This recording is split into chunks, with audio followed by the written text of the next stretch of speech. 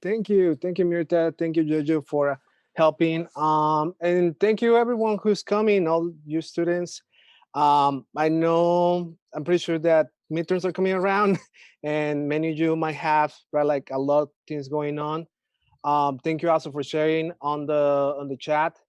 Um, and we wanted to start the conversation from that perspective because I know for what I gathered from the information passed on by Mirta that we get in um, like different. I guess many of you are on different stages in your Berkeley experience, right? Like some of you are closer to graduation than others.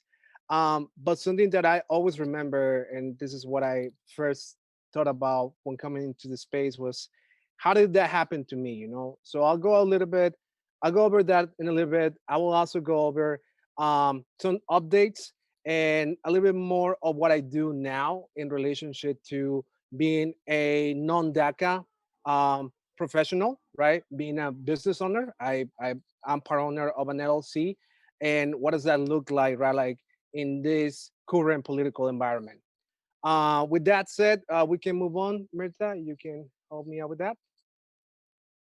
Cool. So here, very quick, as Mirta said, this is not a one-off workshop. This is actually going to be the first of two intensive workshops, and then we're going to have an additional time later on to go over more details, right? So this is part one out of the two workshops that we have currently already in development. And then after the summer, we'll revisit and see where the need is coming from your feedback, and we'll try to also go back and see what what are the areas that you need support in. So again, go through workshops. Give us a little bit of historical perspective, right? Like, how do we get here, right? Like, how is it that in 2021 we're still dealing with immigration, right? Like, and how is that, right? Like, affecting every one of us at a personal level. Um, Second goal is to have a little bit of more understanding of what are the professional development career options, regardless of DACA eligibility.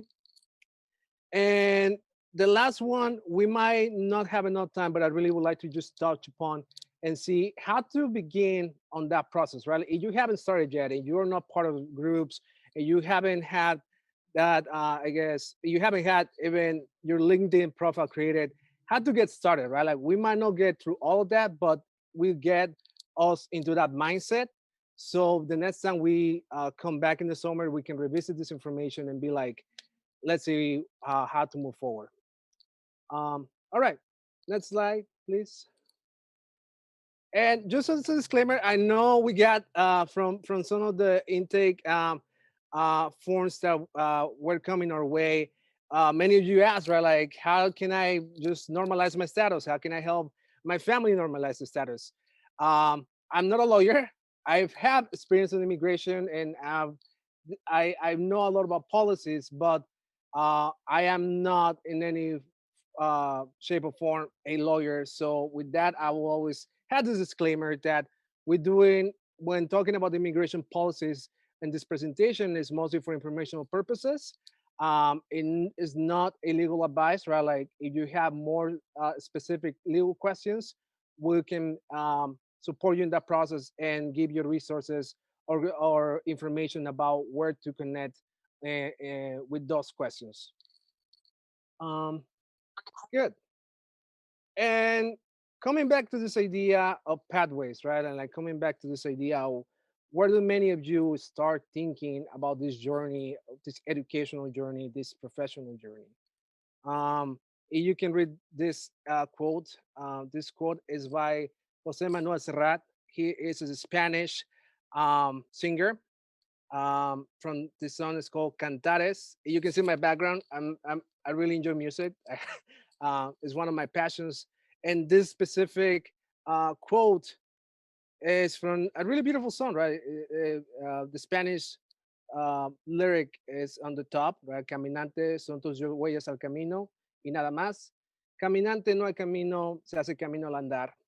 Um, Loosely translated, that's what you see in the bottom. But I wanted to center the conversation with this quote because in my own personal journey, right? Like at many times, I didn't really know where I was going.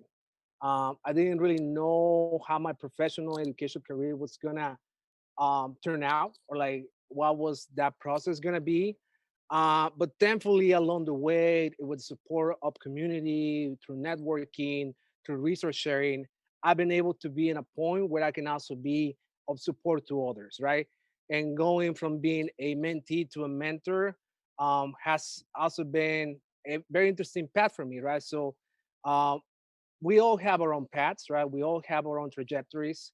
And I also want to just highlight that, right? That like this is not a competition. This is not right like your major is better than this major or so. So this is mostly to note that like we all are on a different journey, but hopefully as you go on this journey, you can get the resources and the support that will help you reach a good place, right? All right, next slide. A little bit about me. Just gonna keep it very simple. You read my bio. I am from Mexico. I always tell people that I always been a migrant. I was born in Mexico City, but I grew up in a place called Acapulco Guerrero. That's on the west coast of Mexico. But my family is actually from Puebla, Mexico. So growing up in Mexico, I was always traveling between places. I always felt disconnected, right? Like my experience was always kind of like of a constant migration. Back in 2006, unfortunately, I had to migrate out of Acapulco due to the drug war and the violence that occurred. And ultimately, that led me to come to the United States. Next slide. Upon my arrival, I became really involved in immigrants' rights spaces. Um, it felt for me like a haven where I could not only get support for myself, right? Understand what were the policies and the educational policies and the immigration policies, but also be of support to the community, right? Like being um, in a way providing resources and support to others as well. This picture here actually is very funny because this is the day of the DACA announcement back in 2012. This is outside of the immigration court in Los Angeles.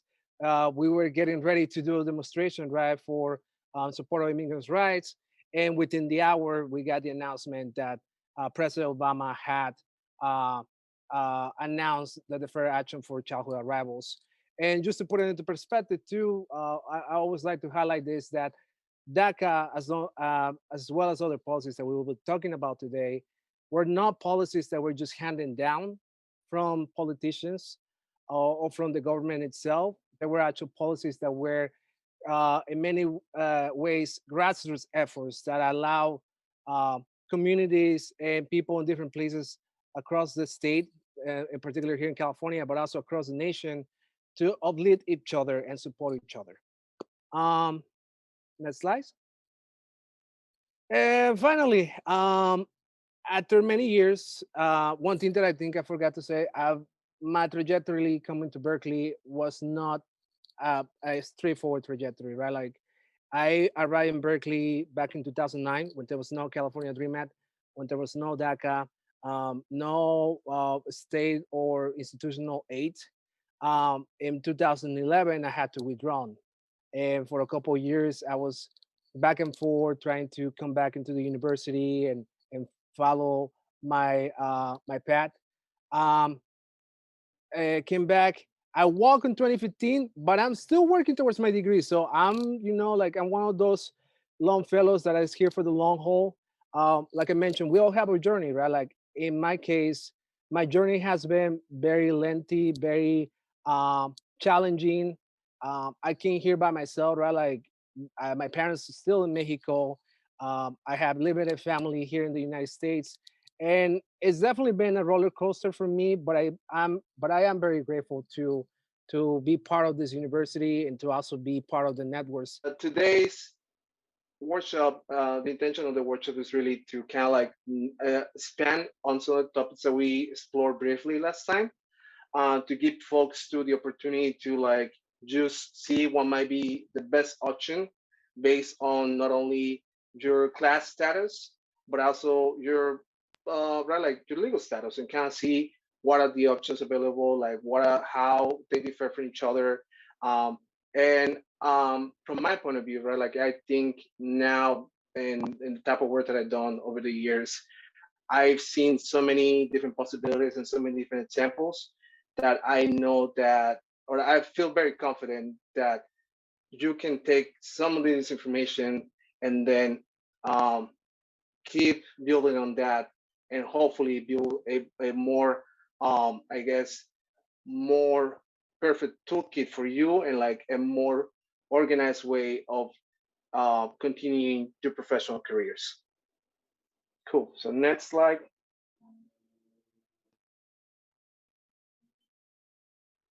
All right. So we got. Oh, do we get? See. Do. Cool. So for this workshop, I really want to also set the tone, right? Like that I know going like college can be such an amazing experience, can be really exciting, right? To be among not only new people and like being introduced to many new concepts, right? Like being on campus with research, all of these things that are very exciting. But something that I think I personally experienced, right? Like when graduation time came around, I was like, what is this next? Right? Like, how do I, right, like go back into the shadows, right? Like that's how it felt to me that like after having such a great time in Berkeley, it felt that things started to right, like um, kind of slow down, and also it started to become a little bit more challenging to find opportunities, right? So many doors started to close instead of opening. So I think I also want to right, like frame this conversation around the issue like understanding the challenges, but trying to think about how can we turn the challenges into opportunities. Thinking about resilience, think about innovation, right? Like a lot of things that um, many of us might already have or might already like having our toolkit, right? Like having our set of skills. But sometimes it's difficult, right? When you deal with imposter syndrome, right? When you deal with like graduation anxiety, when you deal with like legal status anxiety, right? Like all these things that come really hard. We'll be adding more of that information on the slides, but just wanted to give that, right? Like center the conversation into being like a really open, honest conversation, right? That like we already know that by being undocumented, we have all these challenges in front of us. But my personal take too, right, is like don't is to not let the labels define who we are, right? Like I think that's something that I keep reminding myself every day, right? Like that my status is not a definition of who I am and what I can and the things that I can do. Cool. Next slide, please. See. And these are just a couple important concepts that I want to put out there. Um, Last time we were thinking more like really open-ended concepts, right? Like toolkits, resources, right? Like it felt. I think I was trying to be very open-ended because I don't want to overwhelm a lot of you who might not have taken a business class or who might not have a lot of the legal jargon that goes along with this. Just show of hands, how many of you have heard the word consultant? You can do the reaction on the screen. Cool. One. Cool. So at least I know out of the crew we have a couple people. Good. Thank you. So this is something that like when I was in school, I didn't really understand, right? Like, and this is something that I was aware of, but I wasn't really um, capable of describing or even like grasp because I didn't have a real life experience with it. So today we're gonna go a little bit more into that. We're gonna talk about all these different concepts. Thankfully, there's also a lot of more resources nowadays that are available on through the internet, right? Like, and Zoom has made it more easy to also access a lot of these resources online and through other platforms too, right? Like, there's a lot of information on other social media spaces that can help you expand on this knowledge. Next, please. as I mentioned last time during the workshop, right? Like I really enjoy music. It's something that I really do, and I always feel like music is part of my right, like the soundtrack of my life. Like there's a famous quote that I want to share with you guys today. This Mexican is it's a folklore, right, like mariachi song from Jose Alfredo Jimenez. That's that it has a really interesting line that I always really thought about my journey as an immigrant. It's like um, about like just trusting your journey, right? Like really embodying who you are, really being okay in our own flesh, right? Like and knowing that we might have a goal inside, but we might not know how to get there, right? Like this goal is something that I want to offer you guys too to kind of think about like how it might feel at this moment, right? Or as you're progressing in your careers and you're progressing in your educational goals, that you might want something, but you don't know how to get there yet, right? Um, it's a really interesting quote. I really enjoy it. So I hope that you get something out of that. Next. Alrighty. I want to offer this to, I know last time I was trying to play with video and it didn't really allow for that.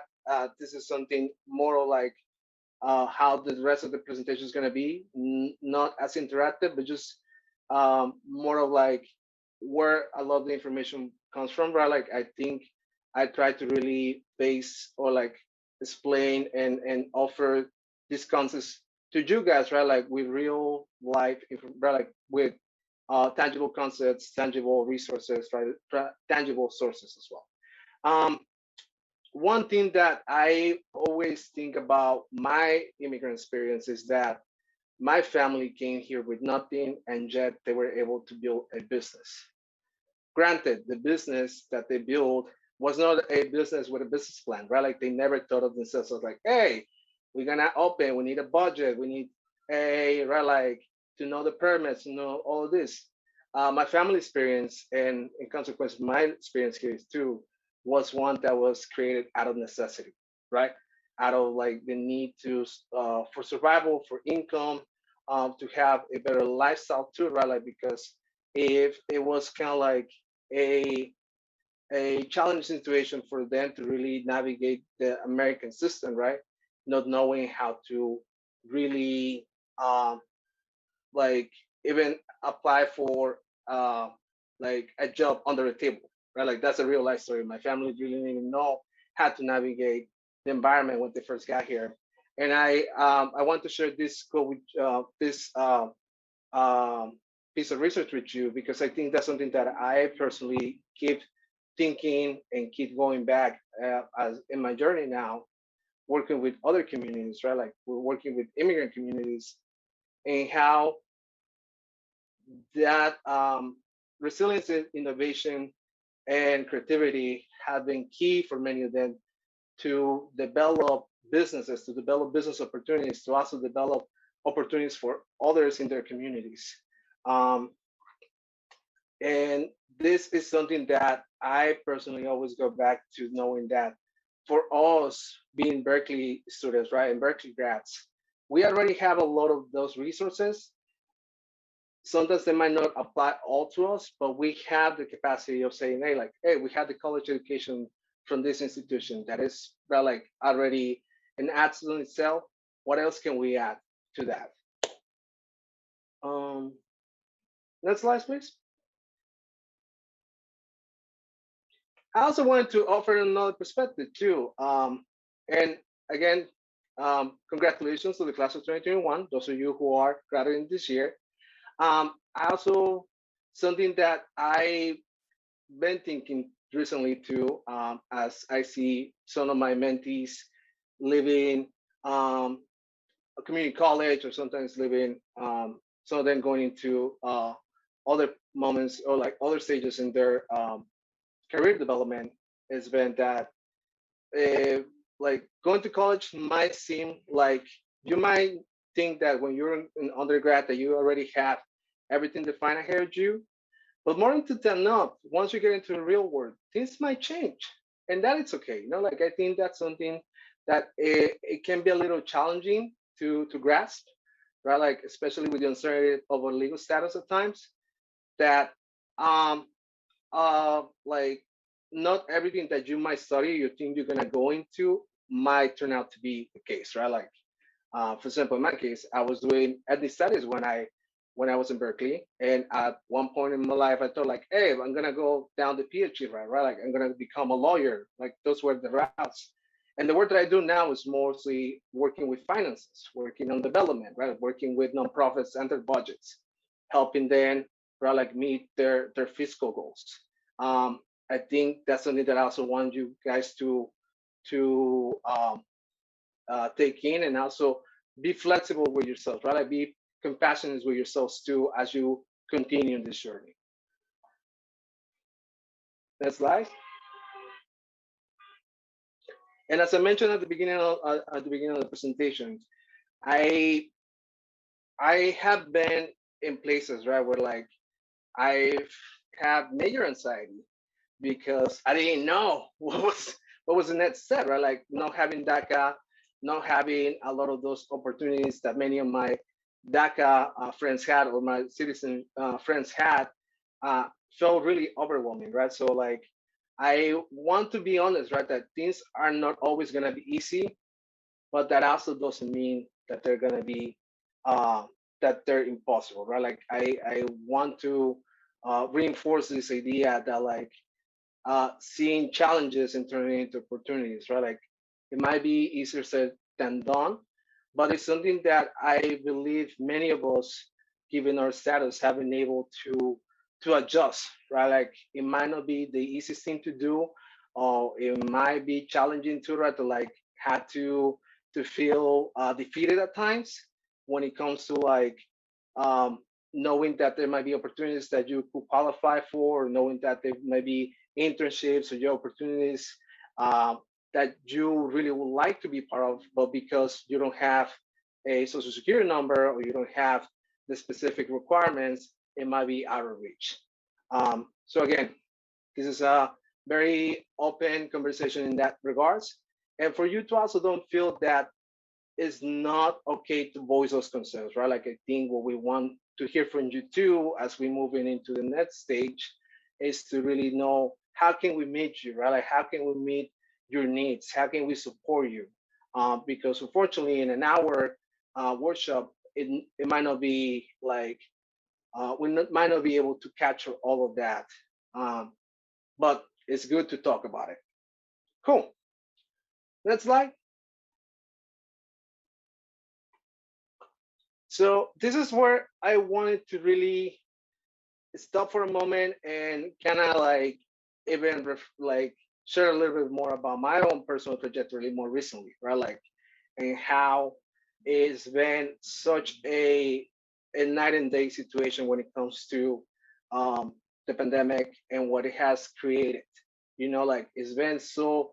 It is really interesting how like the pandemic has opened a door for a new set of opportunities that before seemed so more challenging, right? Like that there are things that are turning, that we're going into a paradigm shift, right? Like of what the world used to be before to what the world can be now. Again, there's a lot of political situations going on around the world, right? Like the pandemic is just one of many crises that we're facing. But I'm more of that hopeful individual that thinks that with the new levels of connectivity and with the new levels um, of online support, right? Or like just even like today, we're able to see each other across multiple spaces and multiple places, um, probably right, like in multiple time zones, right? Like and do just and being able to just have a conversation like that. Um, I want to share in this slide that, for example, in my case, as I mentioned, I now do more work with nonprofits in development finance, but up to um, last year, that was kind of like not the goal, right? Like it was something that it was is still in the works for me, because my experience has also been more like program coordinator, right? Like supporting um, legal intake or like do educational consulting or small business consulting. So when the opportunity came about, um, I realized that not only myself, but like many people are facing this new, um, like new reality where like working from home and the virtual connections have allowed to do more work for those of us who might not qualify for legal status, right? One of those things is that like we're also very, or like I just want to like, I don't want to do a blanket statement, but I want to be very honest that like I I notice in my experience, right, that working with other undocumented immigrants who might not have all the doors open for them, that our resiliency, right, like our creativity goes into hyperdrive, right, like, and it allows us to create, um, like, to create our own path, right, to really set our own the foundations for our own dreams and for our own realities. So it's something that I'm very excited to because it's some like it's really been amazing for me, and I will explain more in the next slides about like how even though I am located in the Bay Area, I'm been able to also work with people not only across California, but also across state lines, in the East Coast, in um, the Northwest side too, but also internationally. You know, and that's something that I think is so amazing too, that like um, it has been, like I mentioned, a paradigm shift in that sense. Cool. Next slide, please.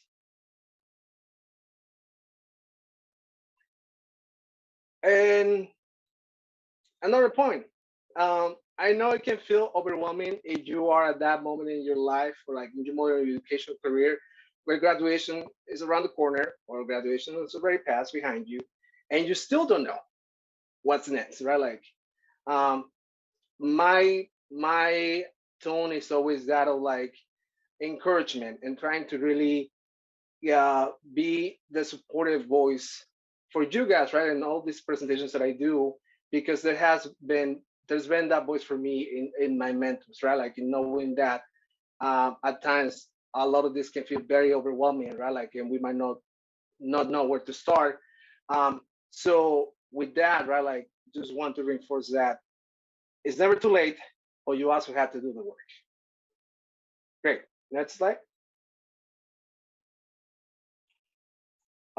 One thing, how many of you have been able to see the resource guide that we put together and send your way? Just show of hands, because that might also be really, really helpful. Couple people, great. Okay, good.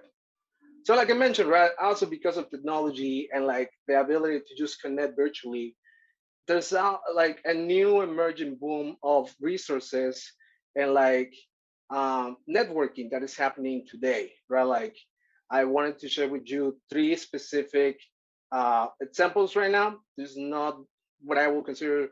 This is not to say that these are my favorites or these are the best, but it's just examples that I think might help many of you to kind of see yourself in these positions, right? Like the first one is Undocumented Professionals. They're based out of SoCal. Thankfully, I know people in the organization that I've seen them do great work. So again, not an endorsement, but I definitely think that you will benefit to check out right, like their work. Pre-Hill Dreamers, they've been around for a long time. They're actually a really great um, space that has helped people, or especially students who are interested in pre-med, to navigate that journey. And the other one, which we might dip a little bit later into the sole proprietorship, is Lisbeth Mateo. Lisbeth is really old friend of mine. We knew each other since 2008, and she is a lawyer herself, right? She has her own practice, and it's been really like amazing to know that someone like herself who doesn't have a legal status per se, right? Like she doesn't qualify for DACA. She is not able to get any sort of relief. She herself was able to not only run her own practice, but also represent people in a similar situation. By a show of hands, how many of you have participated in a mentorship program in Berkeley so far? No? One, two, three, four. Cool. So again, right, like uh, the, you don't have to share the details or like we. I just want to really ask you guys, right, like if you have had that opportunity, because I also think that it's something that as first generation students, right, first generation professionals, we might not necessarily think about them, right, like we might not necessarily have even an idea how that works, right, like as you see, I'm centering this conversation really on my own personal experience. Um, and I want to do that too to kind of like give you that sense of like, this is something that has helped me. I hope that you can get something out of this conversation that you can apply to your own life, right? Like, I understand that it's not a one size fits all, right? Like, we all have our own interests, we all have our own goals, we all have our own experience. But I am very thankful for the mentors that I have in my life, right? Like, in this case, I'm sharing a picture with Mr. Antonio Pisano. Antonio Pisano is a graduate of the class of 1974. Uh, and it's very interesting because he's not someone who shares a similar career path as mine. He's actually an architect and an urban planner.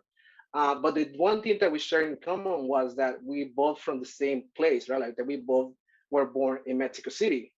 So when I first met, we shared that common, right? Like we met through some campus events, and we were able to connect about that particular experience of being right, like what does it mean to be to share that cultural how's it called connection, like in that background, and like also right, like navigating college as first generations. And I feel really grateful to right, to like being able to have that experience with Mr. Pisano on a in a setting that wasn't really part of our program, because I also didn't always have the time to be part of programs at Berkeley, um, but that it really gave me a lot of positive uh, knowledge, right, and that relationship that I still nurture today. So for those of you who haven't, right, like being part of official mentorship programs, I really encourage you, right, to see like what might be offered within your departments or within campus spaces, right? Like I know that there are some mentorship opportunities here with the Cal Alumni Association. So don't feel discouraged if there might not be people who not necessarily look like you or that might not necessarily share your same, right, like career goals. I think the most important thing is to really put, but like kind of like put that out there in terms of like asking for that help that you might want to get, right? Like um, I keep hearing this theme like within many of you in the younger generations, the idea of manifesting, right? Like which for me is very unusual, right? Like, but it's something that I do believe in to a certain degree, right? That like really putting out in some sort of like uh, I don't want to get too mystical in that sense, but like really putting yourself out there and start getting, like yourself in places and knowing can really lead you to really great experiences as well. Great. Next slide. One thing that I also included, and I didn't have as many, unfortunately, in the resource guide was the some fellowship opportunities, right? Like and like what do they entail? Something that was raised too, and some of the feedback that I got was that uh, there's been right, like a critical discussion about internships that are non-paid, right? Like especially for undocumented students, we need to survive, right? Like undocumented professionals as well, right? Like that we are not always capable of taking uh, all of our time to spend in areas of interest, right? Like and not getting compensated for that. So for that, I would say, right, that like my suggestion and my encouragement in that area is to know that if you are interested into or like if you're looking um into this alternatives into these opportunities, know that there might be ways for you to get compensated, right? Like there's many times it's always misunderstood that um, undocumented students, undocumented professionals might not be able to get compensated because of the status. I've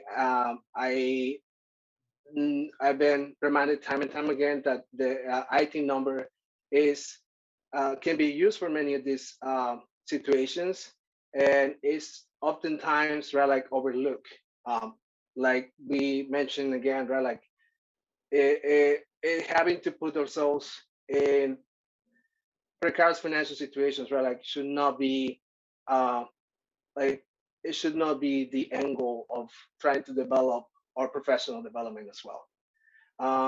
I want to share this particular experience with you because this is actually one of the really amazing um, what's it called internships that I had. This is about 8 years ago when DACA was really coming. Right, like this is the first time that it got launched, and we were through this internship and with some nonprofits in the LA area, we were able to organize massive uh, application drives for DACA, right? Like helping people get support at. Um, and I think something that also recollected of that is that like a lot of those who were able to be part of this internship were ultimately able to also translate that into a job opportunity when people try like obtain DACA, and then or a contract opportunity for those who did not qualify for DACA. So something that I also encourage, right? That like don't think about like don't overlook fellowships of internships because that can also not only give you a new set of skill sets, but it can also help you land a job later on. Great. Next slide. Um, okay, just give me a sec because I think, oh, I guess, okay, cool. So I was having a little bit of trouble in setting the workshop today because I didn't really want to be too all over the place when it comes to like who has DACA, who doesn't have DACA, who is like graduate senior, yada yada yada.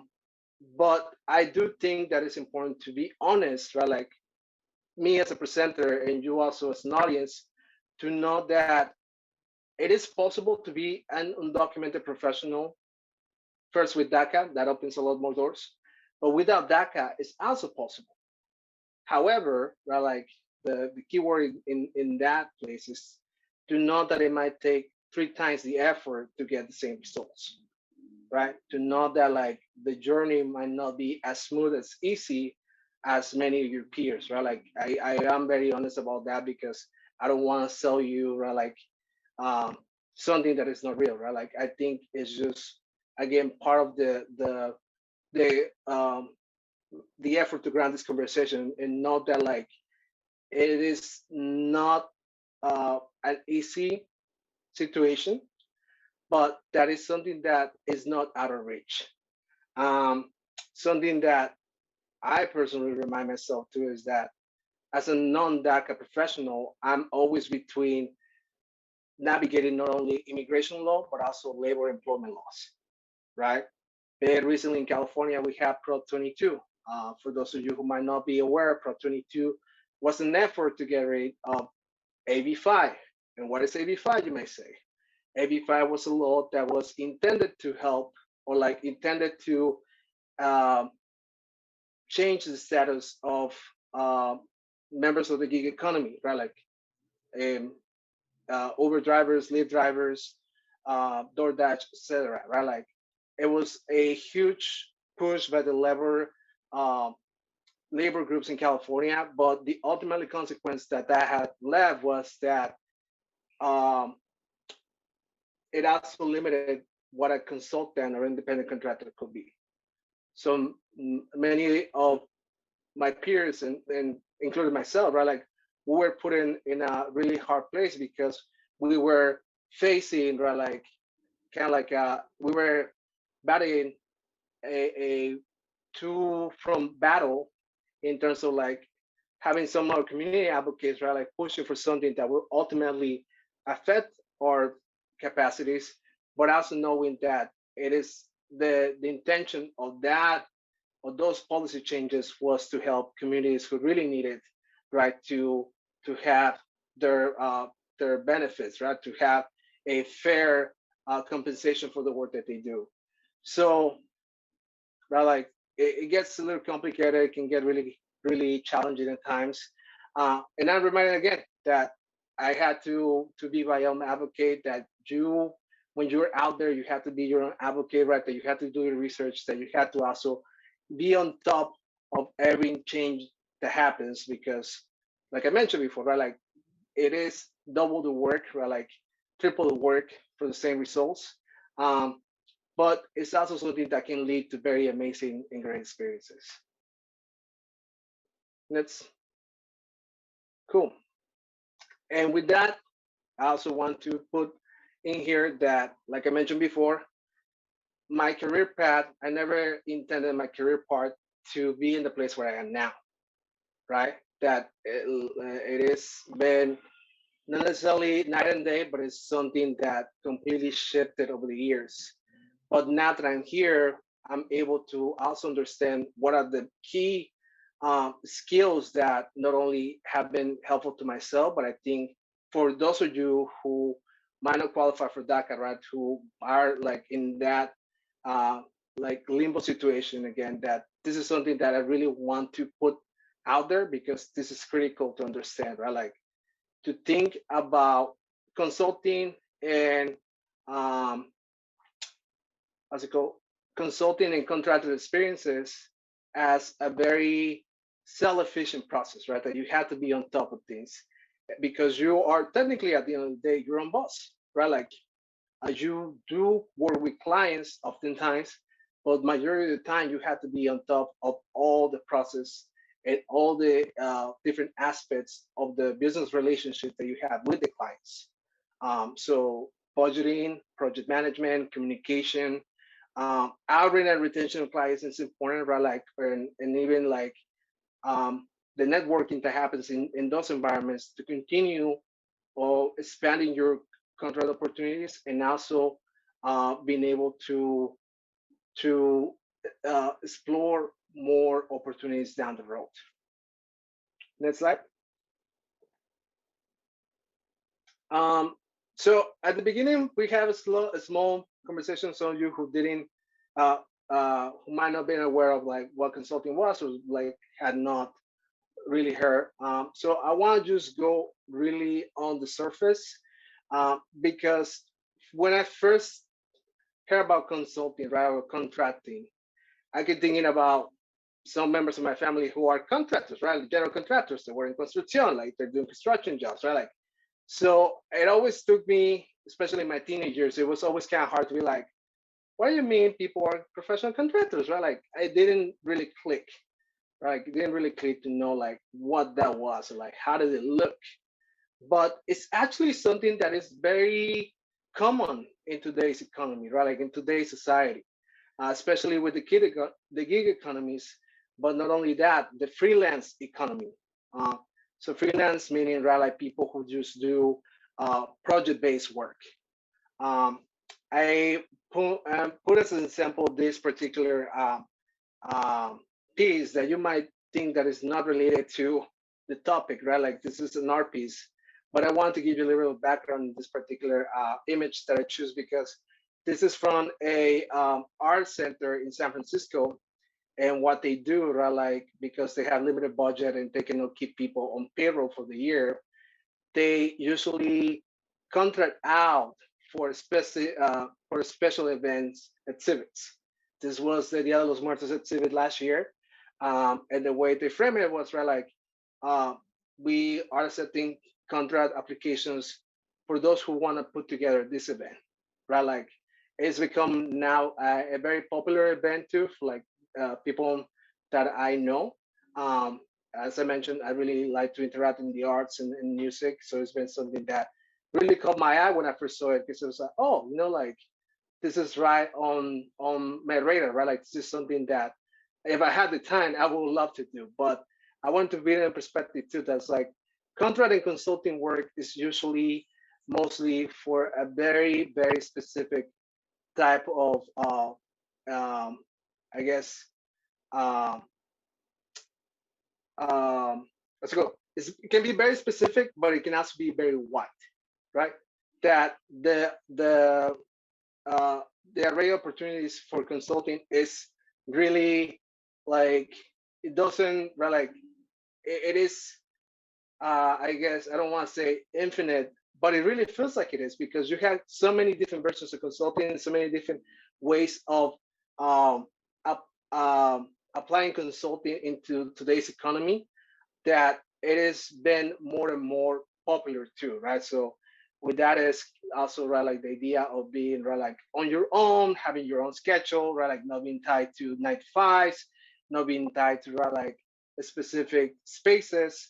Um, and it's also right like most of the time really short term, right? Like a lot of people that I know who are doing consulting contracts range from like a couple months, sometimes a couple of weeks to a month, but because of the way that they're able to maintain relationships and to like also connect with other clients, that the income of their income is steady, right? Like it keeps coming and coming. Cool. Next slide.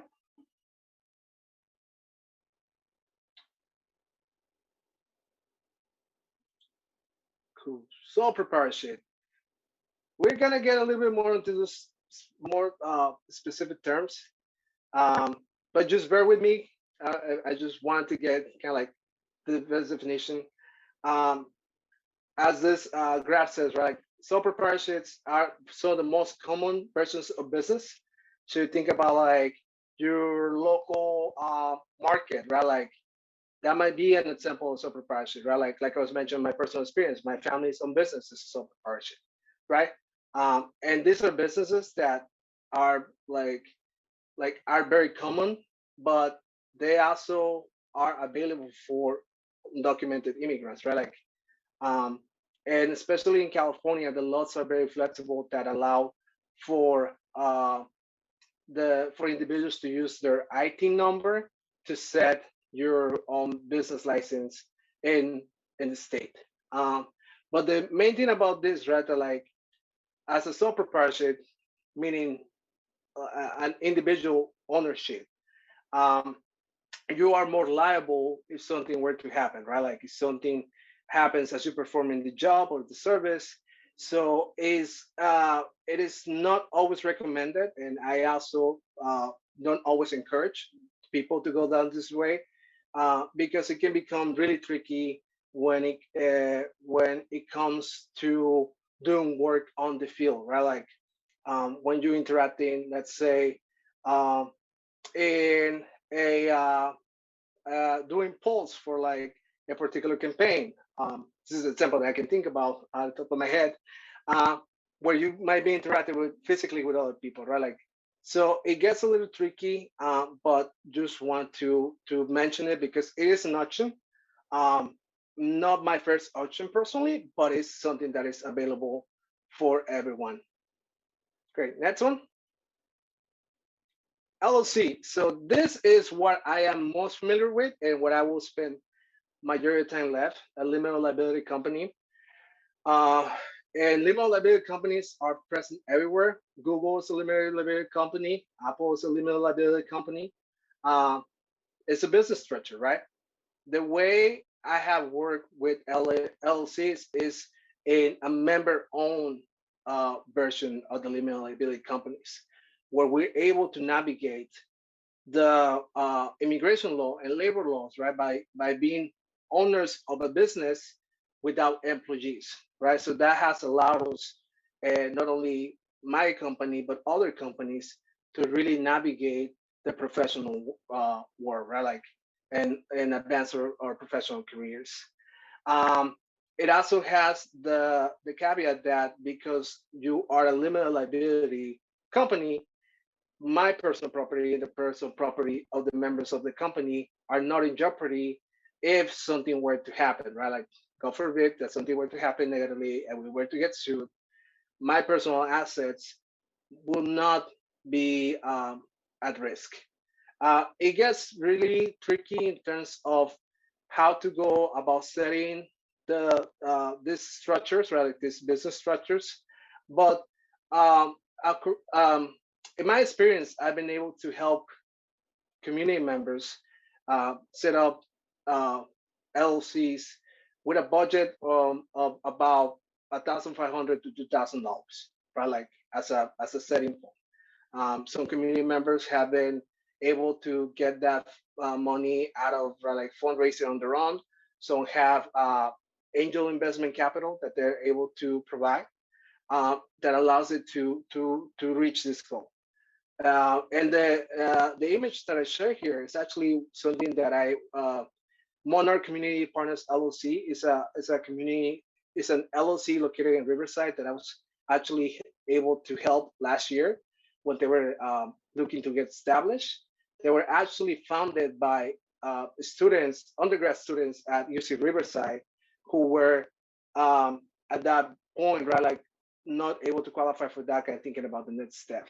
So thankfully, because of the networks and the connections that I had, we were able to connect, reach out, right? Like talk a little bit more in depth about my experience managing a limited liability company and help them replicate the model for their own location, right?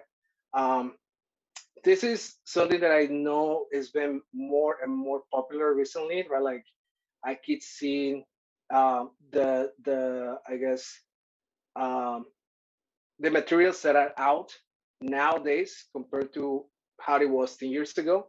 That definitely there's more knowledge and awareness of how LLCs can help non-DACA undocumented students and also DACA students, right? Like because these are a very common business structure with a lot of flexibility and a lot of reach and capacity too. Right. Next slide. And lastly, something that has been in the works for me and it's something that I'm currently engaging and trying to support is the idea of a cooperative. For those of you in Berkeley who have lived in any of the co-ops, you might be aware of how this works, right? Like you're involved in those spaces. But cooperatives, similar to the LLC model that I described, are working on business models, but these are very specific, right? The language of how they are set up is very specific to be worker-owned businesses, right?